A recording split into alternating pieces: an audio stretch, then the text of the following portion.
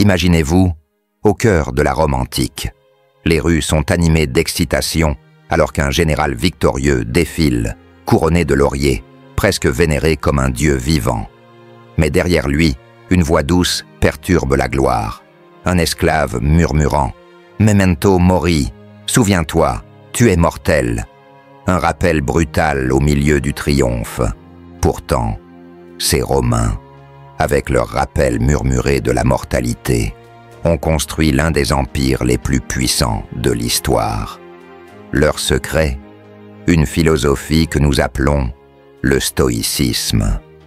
Un état d'esprit qui n'enseignait pas simplement la confiance, mais la bâtissait de fond en comble. Aujourd'hui, nous allons explorer 12 habitudes stoïciennes conçues pour vous aider à cultiver une confiance inébranlable. Pas une confiance superficielle et parfaite pour les réseaux sociaux, mais une force profonde et durable qui vous porte à travers les plus grands tests de la vie. La vraie confiance ne signifie pas la supériorité, elle signifie surpasser son soi passé. Comme Marc Aurèle l'a écrit, ne perdez plus de temps à discuter de ce qu'une bonne personne devrait être, soyez-en une. Commençons par notre première habitude. Cessez de vous comparer aux autres. Avez-vous déjà ressenti l'aiguillon du doute de soi en faisant défiler les réseaux sociaux? La culture japonaise ancienne a un concept appelé wabi-sabi, voir la beauté dans l'imperfection.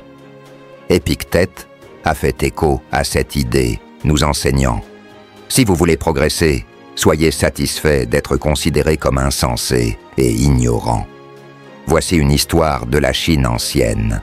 Un maître archer, Kititsa, fut défié par un jeune archer qui montrait ses compétences par des tirs acrobatiques. Lorsqu'on lui demanda de l'égaler, Kititsa répondit simplement « Je ne me compare pas aux autres, je ne rivalise qu'avec moi-même. » Simple mais profond, une sagesse qui dépasse même les tirs parfaits. Aujourd'hui, nous sommes submergés de raisons de nous comparer. Mais voici la vérité. Chaque comparaison revient à comparer vos moments bruts aux moments forts de quelqu'un d'autre.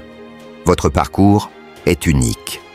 Ce qui nous amène à la deuxième habitude, entourez-vous de positivité. Sénèque, l'un des grands philosophes romains, conseillait « Fréquentez des gens qui vous améliorent ». Et dans la culture arabe ancienne, il y a un proverbe « Dis-moi avec qui tu marches, et je te dirai qui tu es ».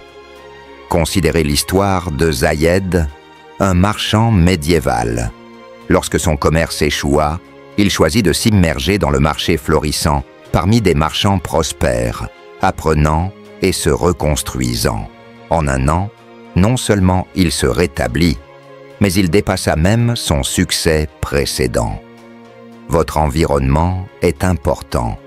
Un jardin ne peut prospérer dans un sol pauvre, pas plus que votre confiance ne peut grandir dans un environnement négatif.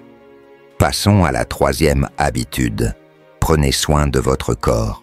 Malgré son pouvoir inégalé, Marc Aurèle soulignait la connexion entre le corps et l'esprit, écrivant « L'âme se teinte de la couleur de ses pensées ». Les Spartiates le savaient aussi. S'entraîner non pour la perfection physique, mais pour une force inébranlable. Une histoire zen raconte qu'un moine trouva l'illumination, non par la méditation, mais en s'occupant du jardin du temple pendant un an, transformant ainsi son corps et son esprit. Vous n'avez pas besoin d'être un guerrier ou un moine. Commencez petit. Un étirement matinal, une promenade quotidienne. Prendre soin de votre corps indique à votre subconscient que vous en valez la peine. Passons à la quatrième habitude. Soyez bienveillant envers vous-même. La confiance est un voyage, pas une course. Le stoïcisme n'est pas être froid ou détaché, il est réaliste. Il y a une histoire du Moyen-Orient sur deux loups, l'un de doute de soi, l'autre de croissance. Un enfant demande « Lequel des deux loups gagne ?» l'aîné répond, celui que tu nourris. La confiance est un jardin. Elle ne fleurit pas grâce aux reproches, mais grâce à la bienveillance. Quand des erreurs se produisent, et elles se produiront, traitez-vous comme un ami. Appelleriez-vous un ami sans valeur après une erreur? La bienveillance n'est pas une faiblesse, c'est une sagesse. Faites une pause et demandez-vous, avez-vous été votre propre critique le plus sévère aujourd'hui? Notre 5e habitude suit naturellement. Pratiquez l'autodiscours positif. Marc Aurèle écrivait « Il faut peu de choses pour mener une vie heureuse. Tout est en vous, dans votre manière de penser. » Ce n'est pas seulement de la philosophie, c'est une clé pour la confiance. Dans l'Égypte ancienne, un scribe nommé Amenemhat commençait chaque jour en affirmant ses compétences. « Mes mains sont habiles, mon esprit est affûté, mon travail sert les âges. » Ce n'était pas de la vanité, c'était de l'autoprogrammation. Pensez à votre esprit comme un jardin. Chaque pensée est une graine. Avant chaque défi, les samouraïs se rappelaient leur force et leur sagesse à travers des affirmations. Essayez ceci. Chaque fois que vous vous voyez dans le miroir, faites une pause pour vous complimenter sur votre caractère, pas sur votre apparence. Les remèdes sont souvent amers, mais ils fonctionnent. Notre 6e habitude, affrontez vos peurs.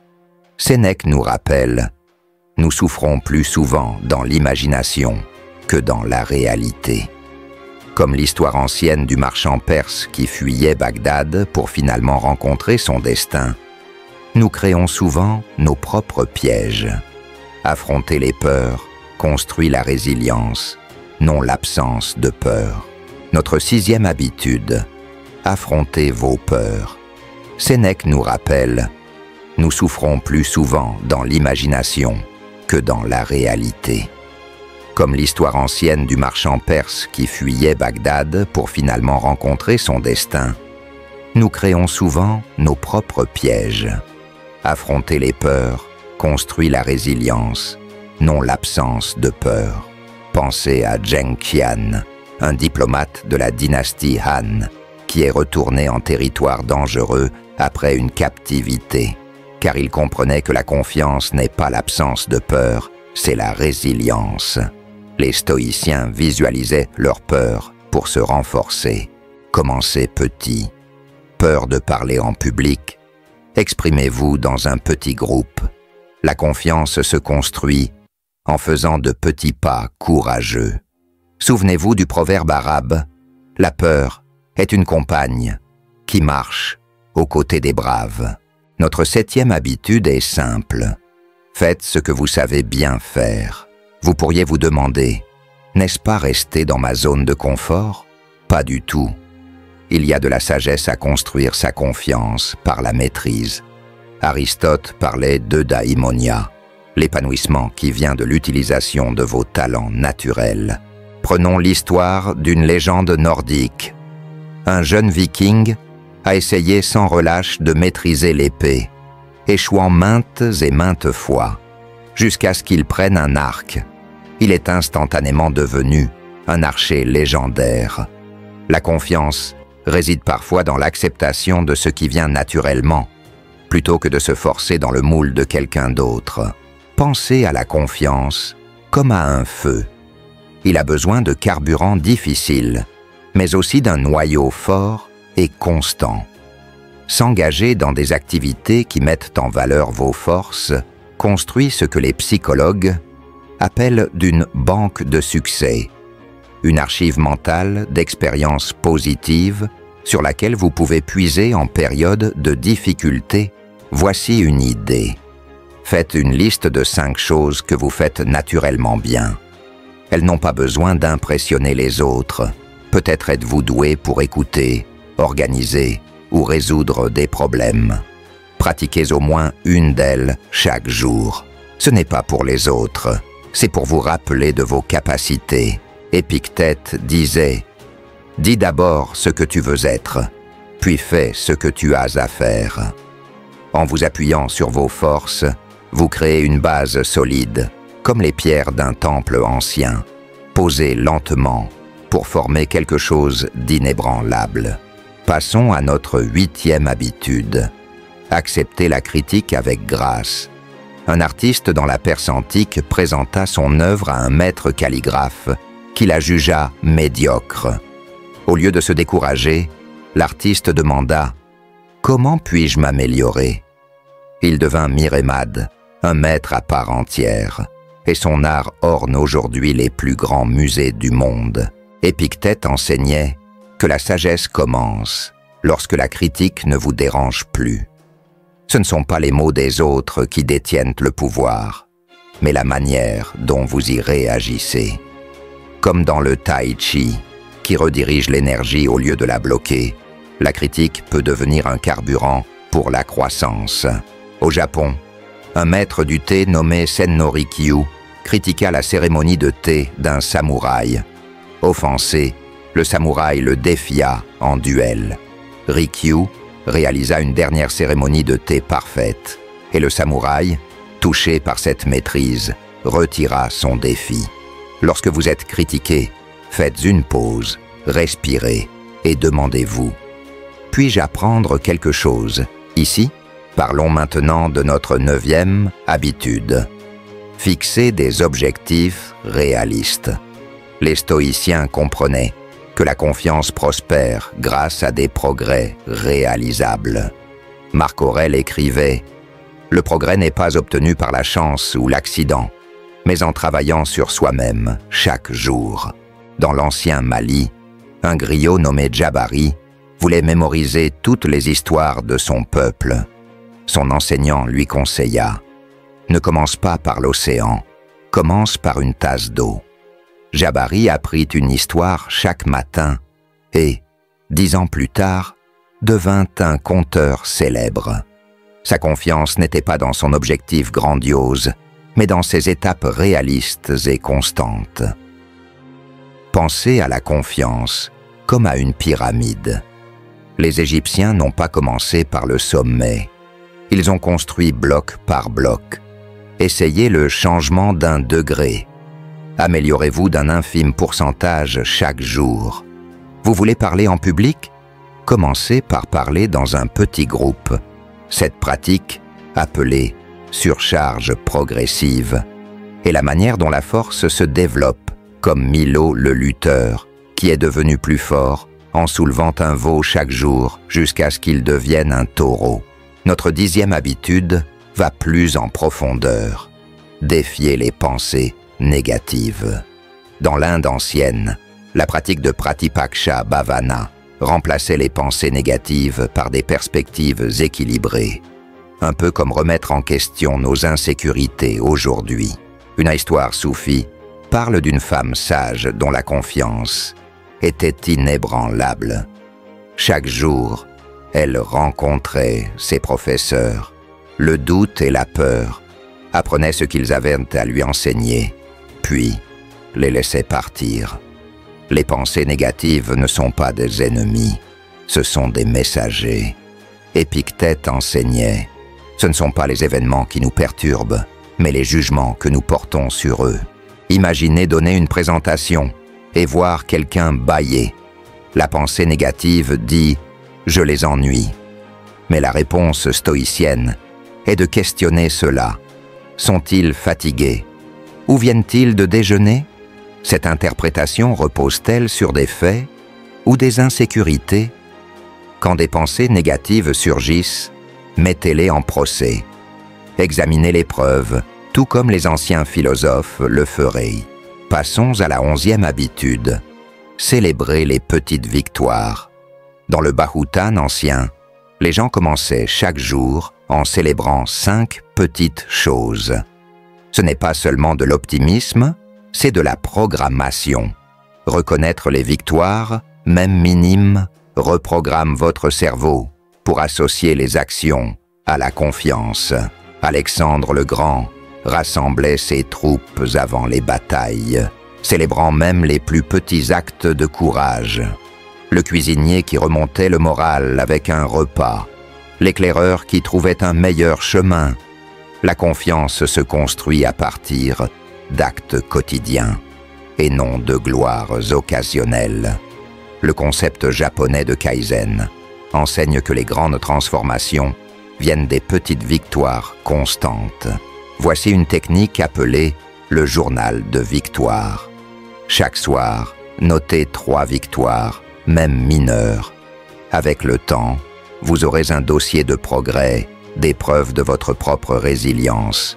Souvenez-vous, le chêne robuste ne pousse pas en un jour. Il célèbre chaque nouvel anneau, chaque nouvelle branche et chaque feuille, croissant lentement mais sûrement.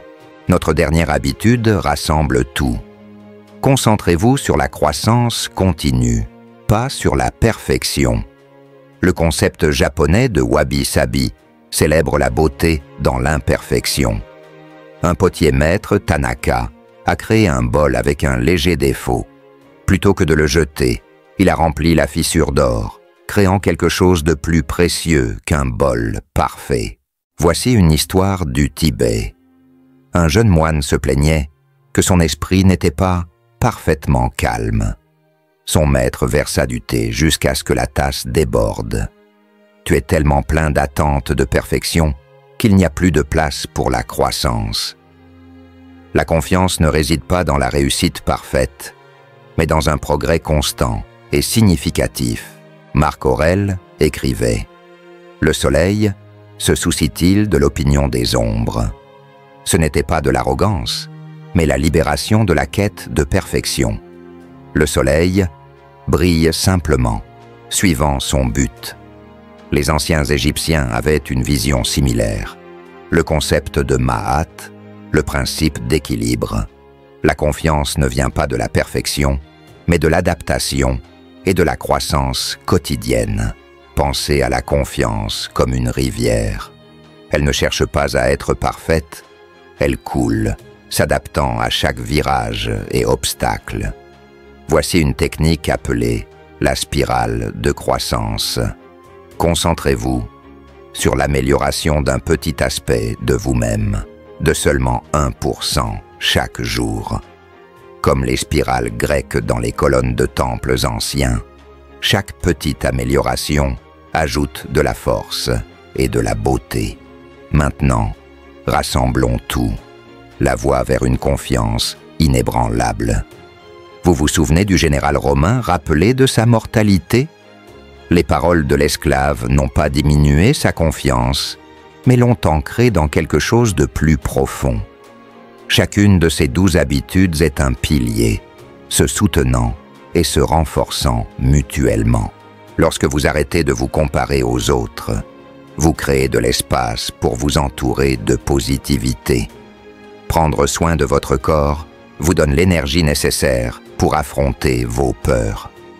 Célébrer les petites victoires renforce la résilience nécessaire pour accepter la critique avec grâce. Une dernière histoire, des contes des 1001 nuits, celle d'un marchand qui passa sa vie à chercher une pierre magique pour lui donner une confiance inébranlable.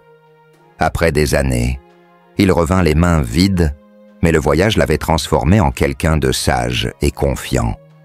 La confiance n'est pas un trésor à trouver.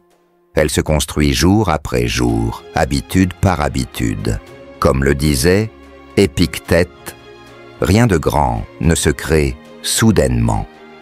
Ce voyage n'est pas une destination, c'est une pratique. Voici une feuille de route. La première semaine, prenez conscience de vos déclencheurs de comparaison et de votre dialogue intérieur. La deuxième semaine, prenez de petites actions, 10 minutes d'exercice, une affirmation positive, une peur abordée. La troisième semaine, élargissez, célébrez 3 victoires, défiez une pensée négative, fixez un objectif réaliste. Et la quatrième semaine, intégrez les habitudes pour qu'elles coulent ensemble, se renforçant les unes les autres. Sénèque disait « La chance, c'est ce qui arrive quand la préparation rencontre l'opportunité. » Chaque habitude est une préparation, fortifiant votre confiance intérieure. Faites une pause et imaginez qui vous pourriez devenir avec ces habitudes. Imaginez la confiance tranquille que vous porteriez, pas bruyante, pas vantarde, mais profondément enracinée, comme les stoïciens l'enseignaient. La confiance n'est pas de ne jamais tomber, mais de se relever chaque fois avec humilité et grâce. Ce n'est pas connaître toutes les réponses, mais être à l'aise avec les questions.